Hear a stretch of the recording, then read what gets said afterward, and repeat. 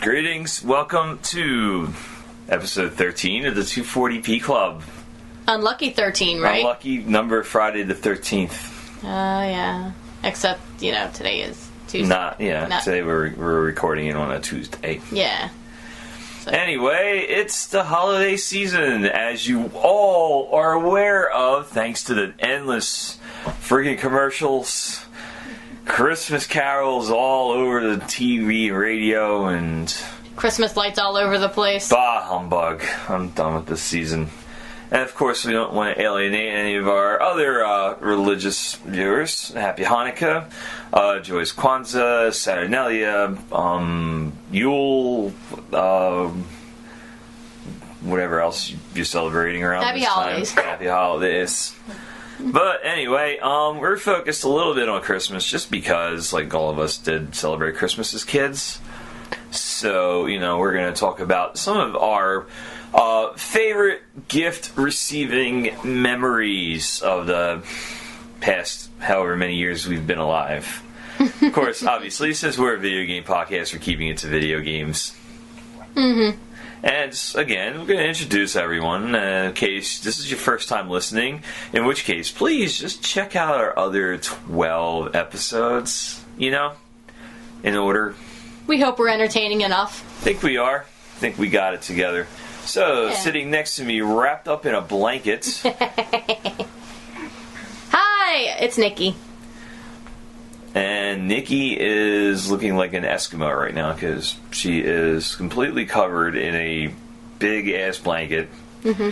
And even though I got the heat on, it's still, freezing cold outside. I just really like blankets. Yeah, that too. I cover myself in blankets in the summer, too, sometimes. And I just want to say ha to all you folks in the Southern Hemisphere. And Aussie, if you're listening to us, South America, anywhere you really listen to us, Africa. Australia. Your joy, Australia. Under the equator. Africa. Yeah, you guys are currently enjoying nice weather. It might be raining where you live, but it's nice. It's not winter. So, to you. Hi, I'm Ray. I'm the handsome one. Yes, he is. Ladies, please send all dating profile postcards to Ray, care of 240p Club now. Please do. Hey, gamer girls out there, you have a gamer guy over here. Edit that out. There you go. Anyway, my Christmas wish this year. I have a Christmas wish list. There's a few things I have on there retro gamers need.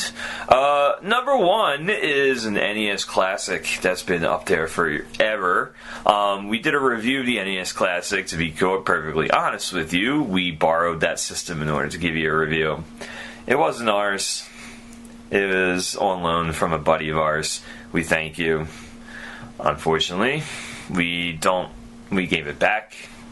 And now we want one for our own purposes. Yeah. Fortunately, Nintendo has limited the amount of systems released here in the United States.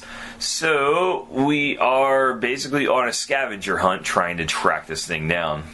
I've been checking articles off of Yahoo.com, and not that I'm saying that Yahoo is any actual legit source.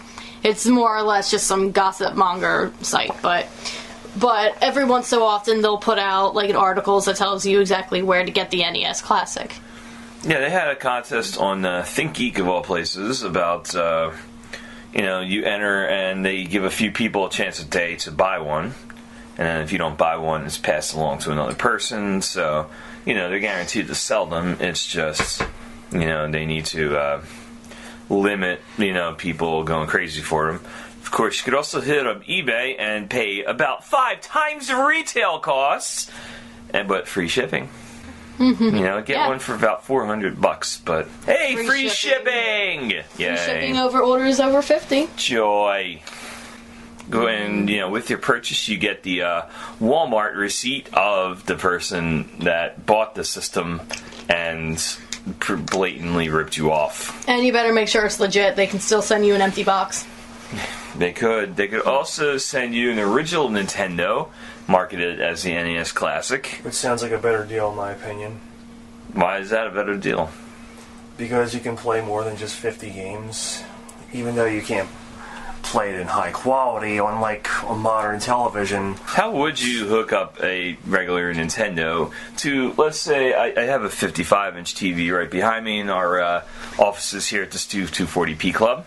How would you hook up a Nintendo to that TV and have it look semi-reasonable? Well, you could hook it up to the composite, assuming there is one, or you could get an HDMI upscaler, plug the Nintendo into that, and then plug the upscaler into the TV. It'll look pretty good, I think. Yeah, so for newbies that have a Nintendo sitting around and want to get it working again, you suggest getting an upscaler. Mm-hmm. Yeah, well... too much technology. Yeah, I get questions still hooking up computers and stuff, and... Of course, there are crazy modders out there that will just install an HDMI port into their NES. I've seen that. People have done it. I mean, people solder an HDMI port directly. Still cheaper than getting an NES Classic. Hooking up, modding your Nintendo is cheaper than actually getting one of the NES Classics. Well, right now at least. You're talking about the eBay and stuff, I'm guessing. Yeah. Makes sense. I think they're always going to be around the same price around, on eBay, close to 5 times the actual cost. Well, then until the holidays are well over, then they'll start releasing some of these systems in mass quantity, so everyone that missed out can finally go purchase one. Typical Nintendo tactics, honestly. Yeah, that's about right. They like to, I like to pretend that they're quite sadistic, and like to watch people kill each other for their products. That's... I mean, it's a. I know it's demand and supply. Business ethics or lack of aside, Nintendo has a pretty good strategy there. It's worked for Apple for a while. Limit the amount of iPhones released. You don't market 500,000 on launch.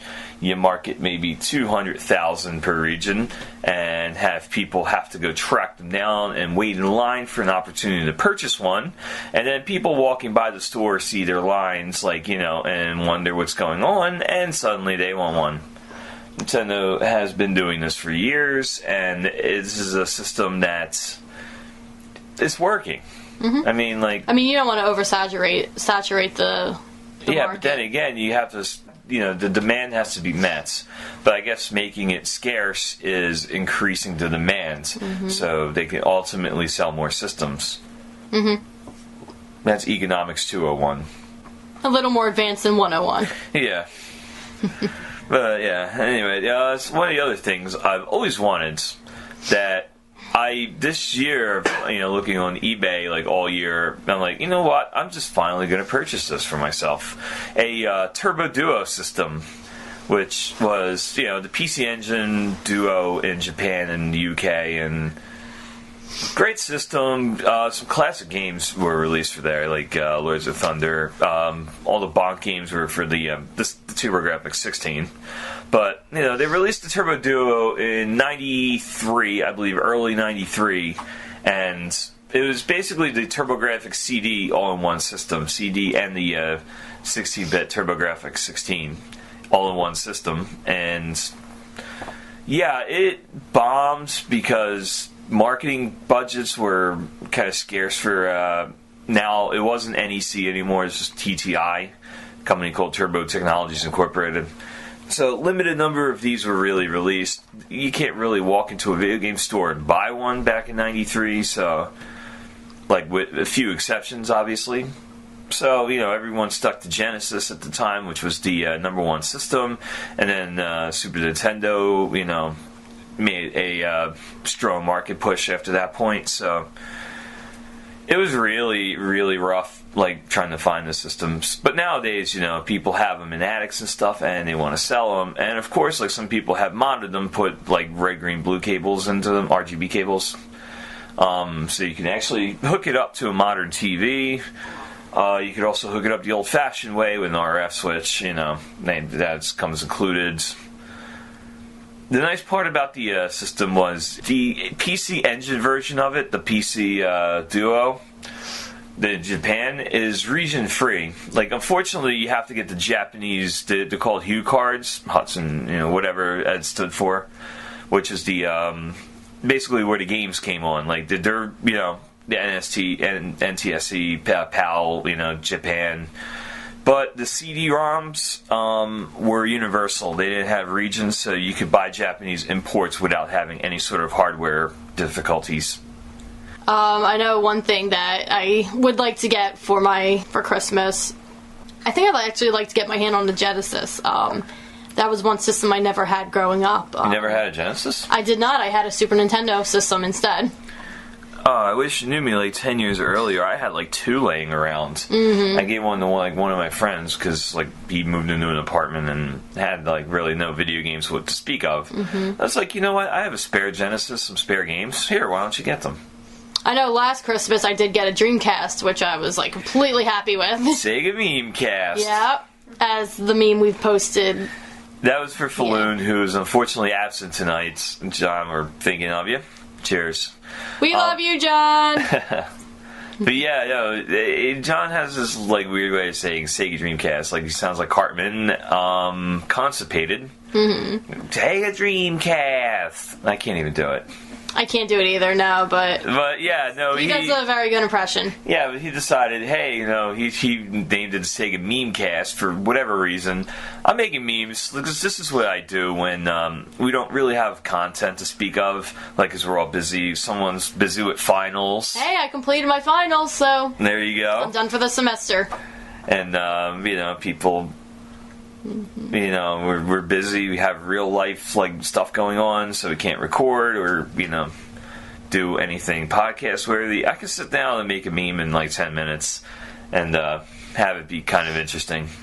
So Falloon said Sega Memecast for no reason. Mm-hmm. So to satisfy him, I made the Sega Memecast meme, which is a good candidate for useless, unimportant memes.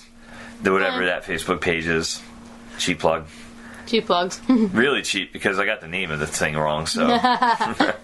But yes, I was very happy with the Dreamcast. That was a system I was quite happy with when it came out. But a lot of these systems, after a while, became very elusive to me, money-wise and everything, so. And Dreamcast was the last of the really elusive systems, I think. That are worth a damn, let's put it that way. Yeah. Because I don't think anyone's going to be trying to track down the N-Gage anytime soon. Probably not. Maybe collectors. Or what was the other system that... Well, didn't Apple have a system or something? No, it wasn't Apple. I don't know. Some company. This is how obscure it is. People, we don't even know about it, so... We don't want to... We're talking retro games. Mm. Yeah, no, the Dreamcast was the last of the elusive systems because it had a very short shelf life. Mm-hmm.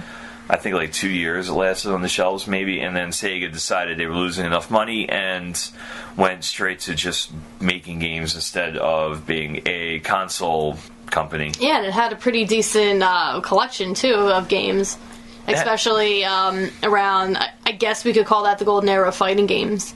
Oh yeah. Too, so that definitely had a lot of cool titles. But yeah, so I did not ever have a Genesis, so that was definitely one thing I'd like to get my hands on. It's you're going through the list of all the Sega systems. You didn't mention the Saturn. Yeah, the Saturn. I would actually like to get my hands on that as well. They're, it's just sometimes I think it would be cool to have these things. Yeah, I had a Genesis. And a Game Gear. I did have a Game Gear. I did not have the Game Gear either. So... Wow, you just have to go through the line of Sega systems. I know. My house was a strictly Nintendo house. Yeah, we need to go through the Sega list starting from the Master System all the way up. I never had a Master System. Some kid around my corner had one. I wasn't really close friends with him, but I seen it in his house. I'm like, that's the coolest thing ever. Someone actually has a Master System because the local video store had an NES and then Genesis games. So everyone in the neighborhood had a Nintendo, had a Genesis. Super Nintendo didn't come till much later. Yeah, not till my era of childhood. Yeah. I'm a little bit younger than these two, so. Yeah, yeah. They're NES era. I'm SNES era. Yeah, I was actually Atari era. Well, I was a wee lass, a little kid at the time of the Atari, and Nintendo was out. I was still playing Atari because we didn't get it for a while.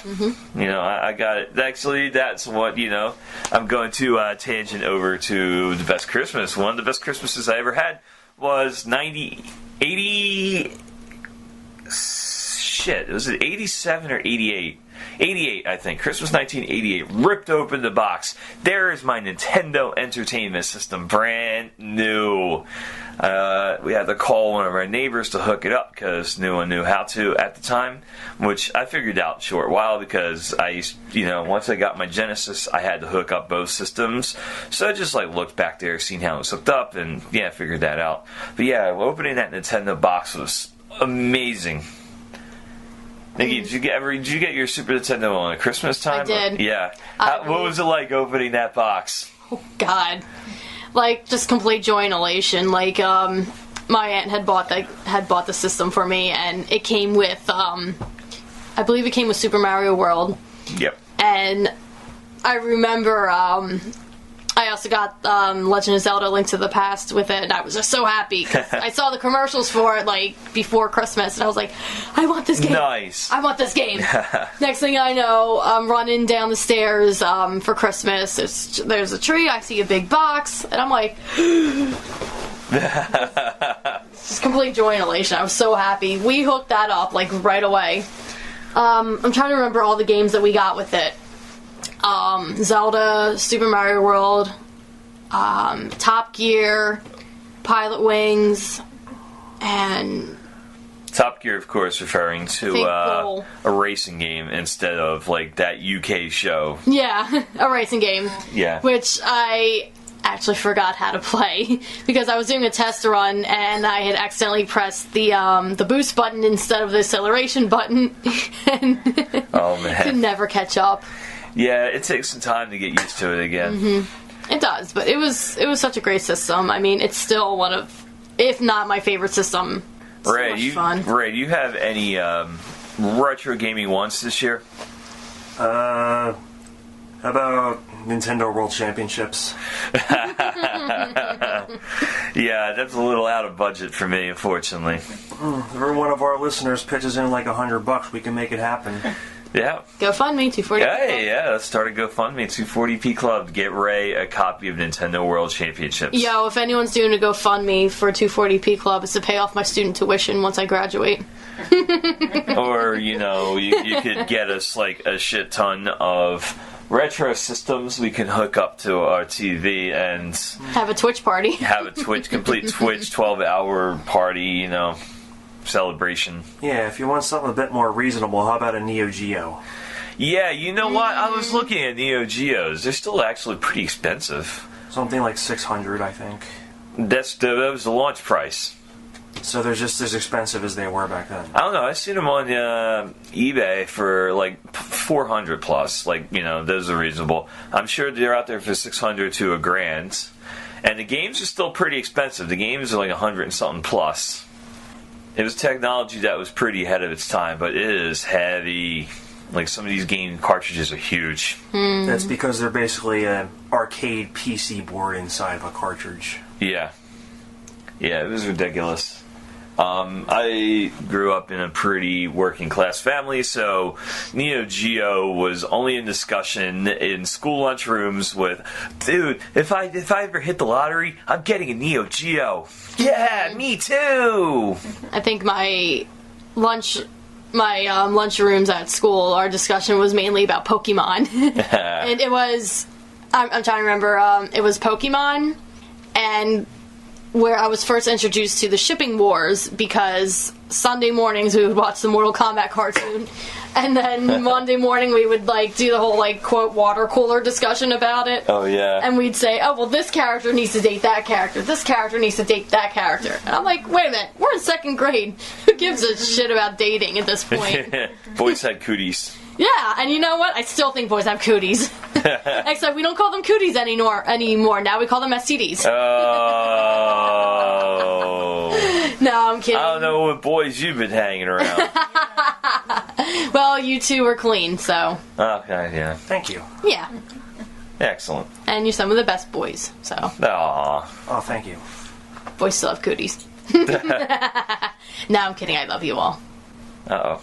It's an old mail care of Nikki at 240p Club. No. Anyway, Ray, what year did you get a Nintendo? It was Christmas of 1990. I recall like the 6 games I got with it. There were Super Mario Brothers and Duck Hunt, Dr. Mario, Chip and Dale Rescue Rangers, Ooh. Teenage Mutant Ninja Turtles, Miss Pac-Man, the Tengen version, and was that 6? Super Mario Brothers Duck Hunt is one cartridge. So Yeah, that counts as one. Mm-hmm. I lost count already. Yeah, good enough. Was that the first system you ever got on Christmas, or were you one of the lucky ones that got an Atari? I had an Atari 2600 before the NES. Like, since it was like my dad's. We had it out since I was like 4 years old. Unfortunately, as soon as we got the NES, the Atari went in a box like in the attic and didn't get dug out for another 7 years. Yeah, So. well, it didn't really, it happened to my Atari. I inherited my Atari from my now brother-in-law, who inherited it from a friend who didn't really want it anymore. You know, they just gave it to him because he moved into his first apartment at the time. And he kind of gifted it to me because he knew I was like an Atari fanatic, because he never really had time to play it anyway. So I was, a small black and white TV playing Pitfall. I don't know why it was black and white. It was like a modern TV. I mean, it was like from the early. This is the early '80s we're talking about. So it was like an '80s TV, But something was wrong with the color, so it played in black and white for some reason. Which that's okay. That's how I experienced Pitfall, and even Pitfall 2. I think we had a couple other games we had too. Asteroids, all the classics, For the first couple years of my life, my video game systems were hooked up to a color TV, but the speaker was messed up, so the sound was all distorted. It changed when I was like 7, I think. Yeah, one of the happiest things, the best thing we've ever done in my house. I was limited the amount of Nintendo I could play because my parents wanted the TV after a while. The news was on like around 5 o'clock. They wanted the TV at 5. Granted, this is summertime when I didn't have school, or the weekends. So, 5 o'clock, I was off to Nintendo, doing other things. Eventually, if there was nothing good on TV that night, I could turn it back on and play it for a little bit, but I was very limited. It sucked. It was great when company came over, because, I had friends over, and we just played Nintendo, basically, we ate our dinner and stuff in the living room playing Nintendo while the adults were sitting in the kitchen. But, eventually they moved my Nintendo down to the basement and basically just turned my basement into a play area. It's like, hey, here's a small TV and here's the Nintendo and it's rock and roll. And the same thing for the Genesis. And, Genesis wasn't a system I got for Christmas, but the Super Nintendo was. I got a Game Boy for Christmas, in 1990, I think, actually. The system came out in the 89. I got mine Christmas 90 going into 91. I vaguely recall getting a Game Gear one year and 3 games. I got sick of it because the games weren't very good and it ate up the battery like crazy. I hated the battery life on the Game Gear. I mean, granted, the technology, there was nothing else. It was like you're carrying around a portable TV, but it ate through, I got the Duracell batteries, which are the high-tech ones. It ate through them in an hour of playtime. It was embarrassing, whereas, you could play them on your Game Boy forever. So, I mean, an ironic thing, I think I got most of my Sega systems for my birthday, in the summertime. They got me a Sega Genesis for my birthday one year, and the Game Gear, I had to chip in for. I had to chip in $60 to $80 for it, but it turned out to be $160. But it was the Game Gear with the carrying case. It came with 2 games, and it was well worth it. After I got an AC adapter for $15, the Game Gear became a pretty viable system.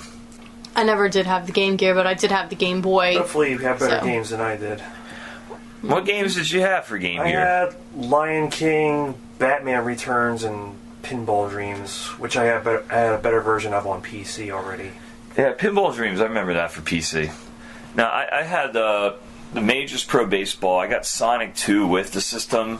Mortal Kombat for Christmas one year. I decided to get the Game Gear version because everyone else was getting the Genesis version. And it's like, yeah, I could bring this to school and play it. Of course, I never brought my Game Gear to school, but, you know. What else did I get? I found a copy of Axe Battler for like $9 at a used video game store, so I had to pick that up. I got a Game Genie for like $4.99 because they were trying to get rid of them. I never used it though. Like it was cool. Like, you know, I think I still have it, but it was more like a collector's item than anything. I don't think I ever used it.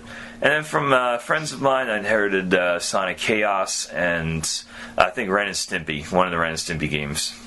I forget which one offhand. Yeah, no, that was a birthday gift, but for Christmas, ironically, I got all the Nintendo systems for Christmas. I remember, like, you know, 93, I think it was, ripping open the wrapping paper for my SNES, because my cousins had it, and I was playing Super Mario World like a fiend. So I got that. I got Street Fighter 2 Turbo, the Turbo Edition that came out that year. Managed eventually to get Zelda from a GameStop. Well, it was Funko-Land back then, for dirt cheap. But, yeah, no, the Super Nintendo is probably one of the best gifts I ever got. Mm-hmm. Also got some Genesis games that year, too, so it was like, alright, I had to figure out how to hook both these systems up to the TV. So I managed to, you know, with the RF switches, hook up one RF switch to another RF switch, and I just had to go back behind my TV and switch out the AC adapters, unfortunately. That wasn't a big thing, though.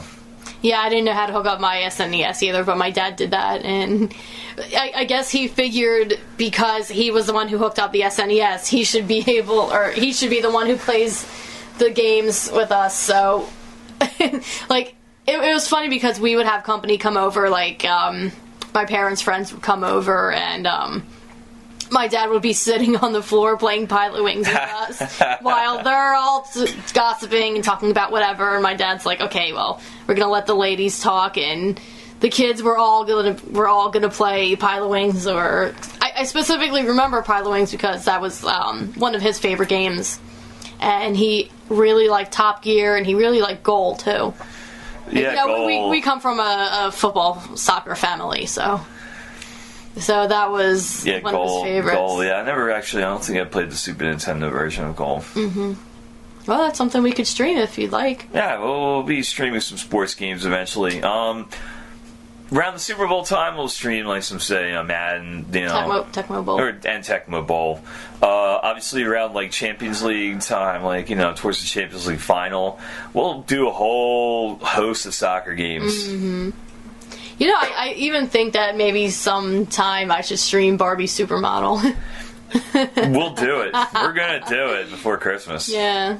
You know, Joe and Mac is still available too. Yeah, we gotta do it. Mm-hmm. We gotta. There's a lot of games we just gotta sit down and hammer through. Mm-hmm. Joe and Mac, I do want to play before we stream it though, because you know I honestly don't remember that game at all. I remember that was one of the games I got when I got a good report card. Those are always fun. Oh yeah, like the report cards when you were in elementary school, the report cards come sent to your house. And we didn't start having them handed to us until 6th grade. I'm sorry. So elementary school, where I went to elementary school, they were sent in through the mail. And you know, as soon as they came in through that mail slot, my mom and dad grabbed it, opened it, and looked at it.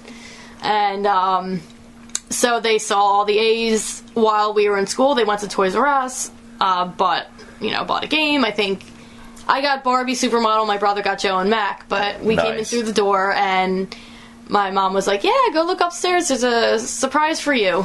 Open up that drawer and 2 games.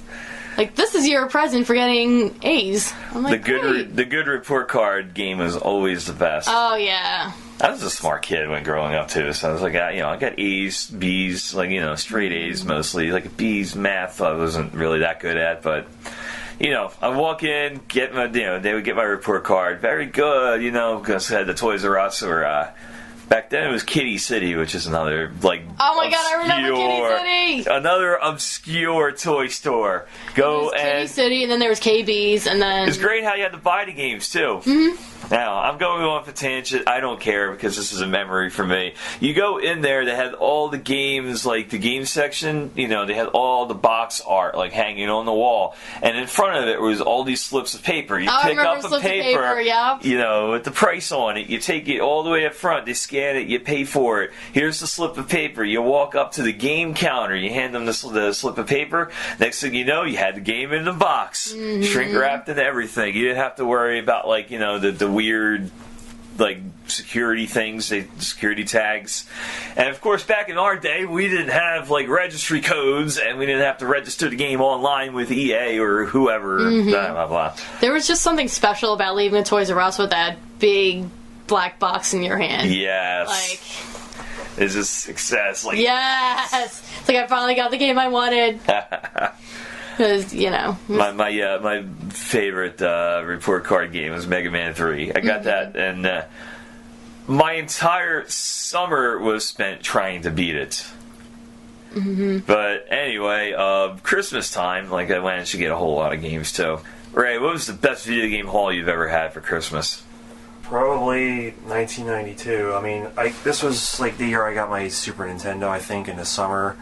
I think I ended up with, like, Street Fighter 2, Mario Paint, Battle Clash, Super Scope 6, Yoshi for NES, like, maybe one or two more NES games, I don't know. And maybe a Game Boy game thrown in there. Nice. That was pretty big. I remember Christmas. It was either 96 or 97. It was the year the Nintendo 64 came out. And that was 96? I think it was Christmas 96. I was in 5th grade. Was it? It was either 96 or 97. I couldn't remember off the top of my head. I think 96 going into 97. Yeah, I think so. And I was gifted the Nintendo 64 plus, like, I think we got like 10 games. We got a lot of games with this. Nice. It came with Super Mario 64. We also got Ocarina of Time, Wave Race 64, Star Fox 64, something called Forsaken 60. Everything basically had 64 at the end. I don't think Forsaken has 64 at the end. Forsaken was just, Forsaken. Yeah. I can't remember the rest of the games, but I just remember me, my dad, and my brother.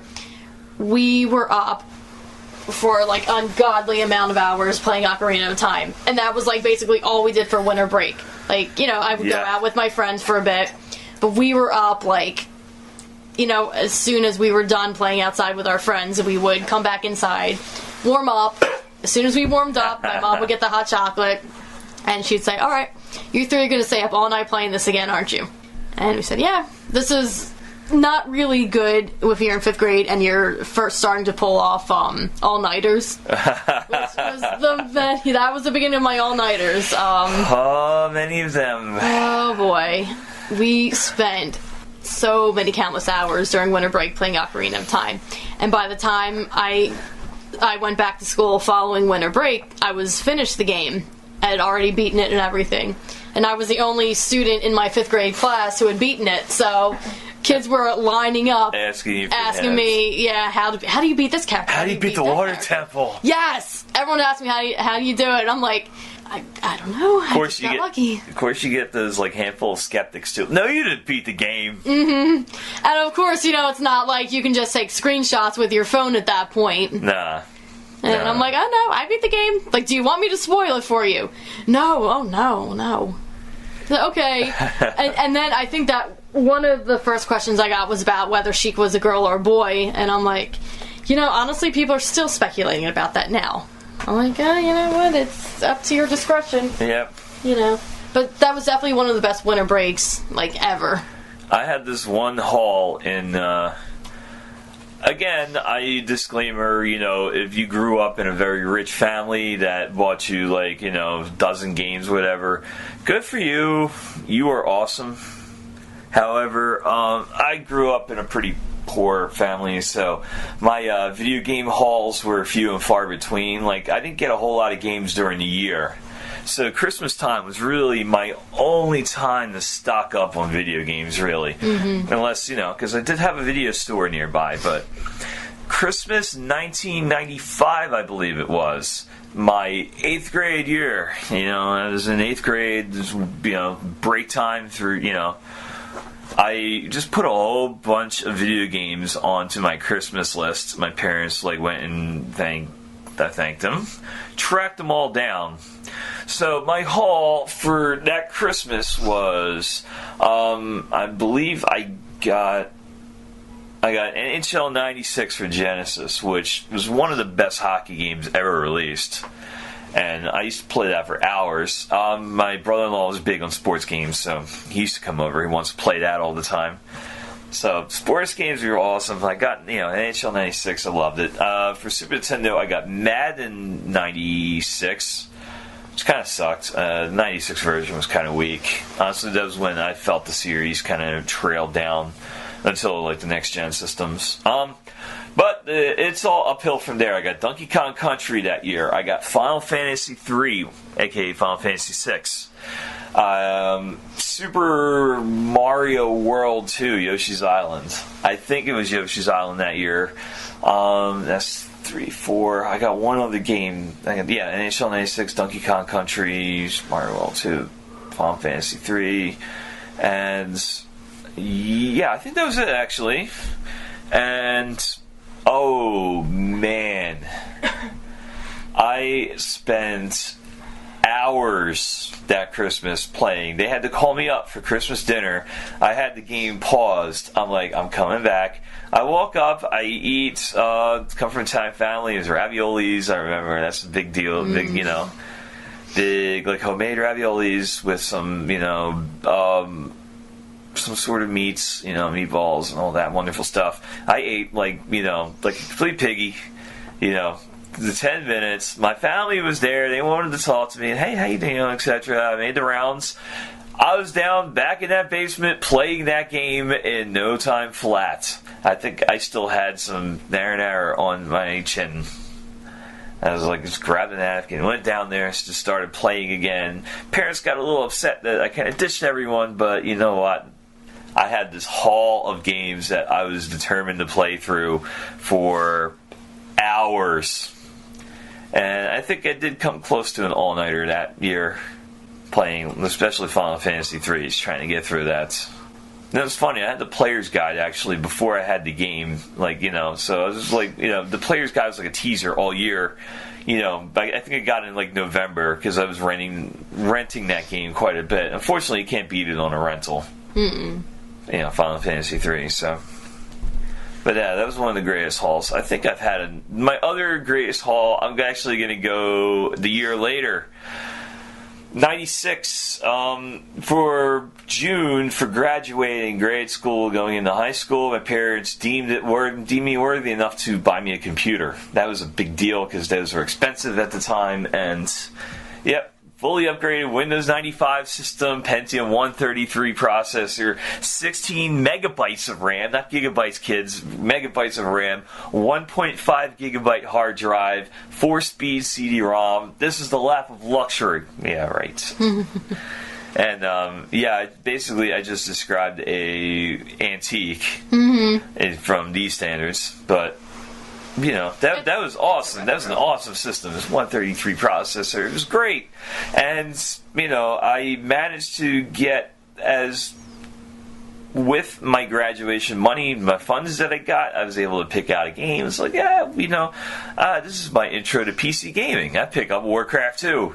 Oh my god, Warcraft 2 kept me occupied for months. But anyway, going on to Christmas that year, I was just okay, I'm done with console gaming for a little bit. I'm going to move on to the PC and want to play all of these PC games. So, my big haul was I got Final Doom, this helicopter game called Apache. That was my dad's discretion. He thought I would like it. The controls were a little weird, but... I didn't really tell him that. I played it and told him I enjoyed it thoroughly. Command & Conquer, another awesome real-time strategy game. And the big haul that year, Diablo. Oh, and Hexen. I got that as well. And let me tell you, I played Hexen, like, that was a game that year that I played for hours, almost days at a time. Hexen was the big game. And then Diablo came out, like, I got that, like, a couple weeks after Christmas because it was sold out everywhere. So finally got a copy of that, and it was an event playing that. I thought I had to get my joystick ready, so I had like one of those Gravis joystick pads hooked up to a serial port, which we didn't have USB at the time, so that was the closest you were getting to a responsive controller. And of course, Diablo used a mouse, and that was probably the best Christmas I've ever had as far as like games went. After that, it went all downhill because the economy kind of didn't do so well. I was actually making money, so at the time, like, if I wanted a game, I could buy it, so I didn't have to wait for Christmas for a big haul. So yeah, after that Christmas, I don't think I ever got a video game again for Christmas. I mean, I still try to get some games. I was actually going to considering buying Final Fantasy 15 for this Christmas, but I've heard mixed reviews about it. I've also heard that it's incomplete. So, and now I just heard today that it went down to like either $25 or $35 on Amazon. So I'm it seems like it's well worth it. From what I'm hearing, it's a really good game. It is. But we had just signed up for GameFly now, so I'm kind of thinking, okay, well, you just get it that way. Yeah, play it, and then just So I mean, you save technology. You save a whole lot of money with that. Technology has changed so much over the years. Like you can just download games now. Like for Christmas, you could just open up a envelope with a like $100 like PlayStation Network card, and then just go download these games. Especially because I have a 64 gig. Memory card on my PlayStation Vita, so yeah, you could just. I think I'm gonna need to upgrade my Vita soon, though. Yeah, or you can hack it and mod it and everything. I'm not gonna do that. Okay. No, I don't trust myself enough to do that. Ray, any other memorable video game hauls? I don't remember exactly what I got for like other years, except for like '95 when I got Earthbound. Dude, yeah, that's one of your favorite games ever, man. We just know. We're going to play through it one time on Twitch. We are. Yes, we are. This is going to be a definite playthrough. Especially considering I haven't got too far in it. Yeah, as you get older, of course, you have your employees. No longer, you're a student. Like, you're a student and you have a part-time job, etc. And you could save up. If you don't want to go out a couple Saturday nights, put your money aside, and you wind up going to the video game store, you could pick out stuff you want, without any sort of occasion. Hey, I don't have to get good grades, getting video games like that. I can save up my money, head over to the video game store, and just buy them. So, Christmas kind of got less special after that. It gets, like, as far as, like, gift giving and everything, gift receiving, it gets a little less special the older you get. Because it's like, you go to I go to Toys R Us because I want to buy things for my little cousins. They're, like 5, 4, 3 years old or so. And then it's like, you can buy them all the toys in the world, but it's like, if you're, like, our age, toys don't matter. You know what? It's also Christmas. Like, as you get older, it's not the fact that our generation has become more and more lame. The younger generations, etc., etc. I don't even think like that anymore. I used to, like, as a little rebel.